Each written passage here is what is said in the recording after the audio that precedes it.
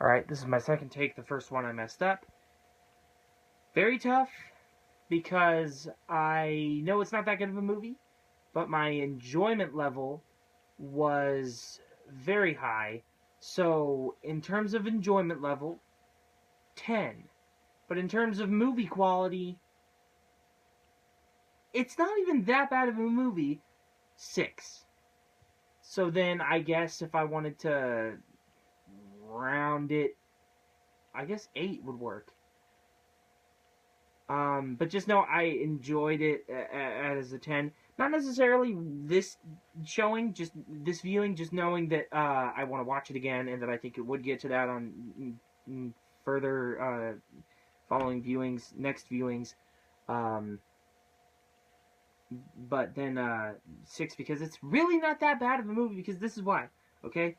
Uh, Experienced director and experienced actors, and then probably a decent budget, and yeah. So but anyways, I so Toby Kebbell, I personally know best from, I mean, obviously, Dawn of the Planet of the Apes as Koba.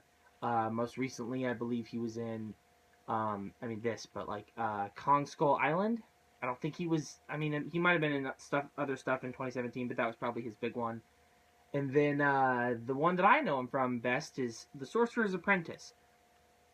Not that I love that movie. I mean, it was okay the first time I saw it, but like, I don't know how many times I've seen it, but if I saw it now, I probably wouldn't like it at all. But I think that the only reason I remember him from that is because I was at a friend's, like, it was, we were celebrating my friend's birthday, and we went to go see it, and I didn't know what we were seeing, and they told me, and I was like, oh no, but then it was my friend's birthday, so, we did that. Um, there's crazy people that are just huge fans of Nick Cage and will see anything he's in. Or maybe a fan of Jay Baruchel, or I don't know, or Alfred Molina, or Toby Kebbell. I don't know. There's reasons to go, and so he wanted to go, and I was like, fine, whatever. Um, and that's that. So, and then Maggie Grace. I'm pretty sure that's what her name is. Taken trilogy, but I like her more and know her more from the first 2 seasons of Lost, I believe it was. But then something I really like her in is, it's a movie that you might know, you might not. Lockout with Guy Pearce. It's not that good of a movie, but it's like, I don't know. I don't think I've even finished it. I think I've fallen asleep at least one time that I've tried to watch it, maybe two.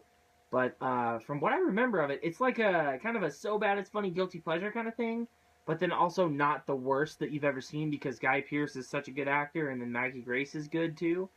Um, and then the third guy, I know him from something. I didn't look it up, but I know him from something. Like when I saw the picture, I was like, oh yeah, what's he from? And then specifically, this is the big one. I mean, like, he hasn't done that much, and not as much as the Toby Kebbell and Maggie Grace, but Rob Cohen. He directed several movies before these two, and he directed several movies after.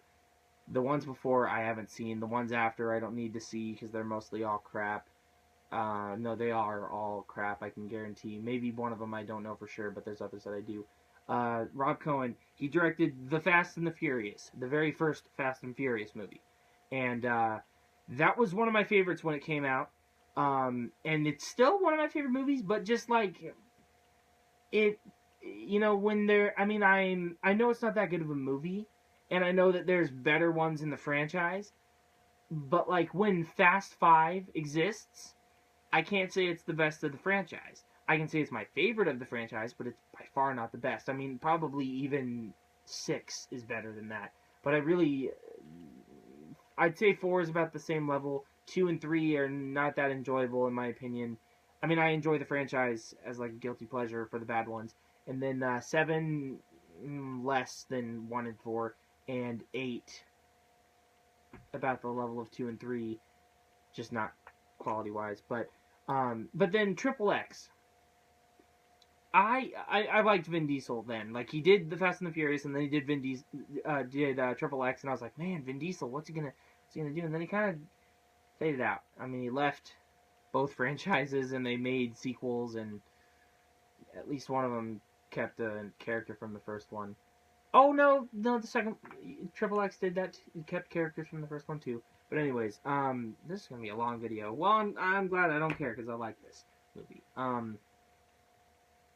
But yeah, so those are like now guilty pleasures because I've seen them so much. But like the first time I saw them, I actually pretty well enjoyed them. But like I said, you know, I mean, not so much Triple X. I mean, definitely not Triple X, but Fast and the Furious. There's better ones that have been produced. At least 2 better ones. So it like, I don't know. But anyways, so I went into this. Honestly, I was really thinking it was going to be like Sharknado, except you happen to see it in theaters. I was not expecting anything good, but like I still had actors that I liked and a director that I liked, and a concept and idea that like seemed entertaining in a so bad it's funny way. And I had some guidelines going in. I was like, okay, if there's just some really great action that's unbelievable, great.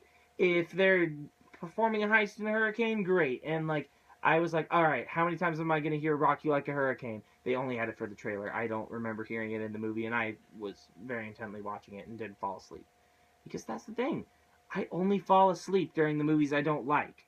I go to see movies even later than the ones I fall asleep in, that are longer too, and more boring style, and I don't fall asleep. It's only when I don't like them that they lose my interest, because I guess I've just seen so many movies that my body's like, oh, screw this. But yeah, so I went in with those guidelines, well, not guidelines, but just like my ideas of what it would be like, and to be honest, I don't know why I did that, because those were unreasonably low expectations, because the performances from the 3 leads are fine. It's just that they're not given the best stuff to work with, and then the direction is fine. It's really the production value, and like they had a good enough budget, and just, I don't know, it's really not that bad. Like, I was expecting to give it like a 3 or lower, probably a 1, but say that it was like so enjoyably bad, like so good, so bad it's funny and guilty pleasure. But no, it's actually all right in terms of how well made it is.